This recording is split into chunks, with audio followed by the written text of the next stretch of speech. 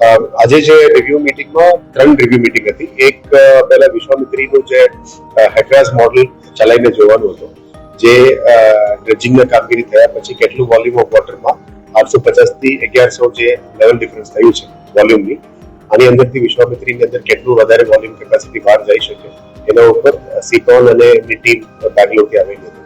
એનું હેકરાસ મોડલ અમે ચલાવીને ચેક કર્યા હતા અને ડિજિટલ એલિવેશન મોડલ અમે ચકાસણી કરી રહ્યા છે.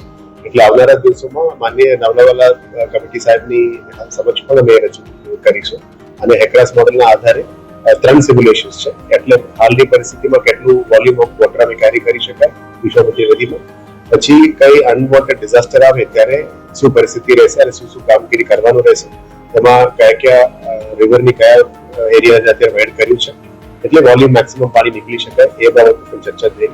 અને ત્રીજું, વિશ્વામિત્રીની પાણી જે સિટીમાંથી આવીને જે પ્રોબ્લેમ થાય છે એને કેવી રીતે આગળ ઉપરવાસમાં ડાયવર્ટ કરીને અમે મહીસાગર અથવા સૂર્યામાં યા દાદરમાં લઈ જઈ શકાય, એના ઉપર 3 અલગ મોડલ્સ પર ટેસ્ટ કરીને ચકાસવામાં આવ્યું. એટલે આવનારા દિવસોમાં આ મોડલની જે ચલાવ્યું છે આજે એને ફરીથી રીવેરીફાઈ કરીને અમે કમિટી સમક્ષ રજૂ કરીશું. પછી કમિટીનો નિર્ણય આવ્યા પછી આના ઉપર આગળની કામગીરી થશે.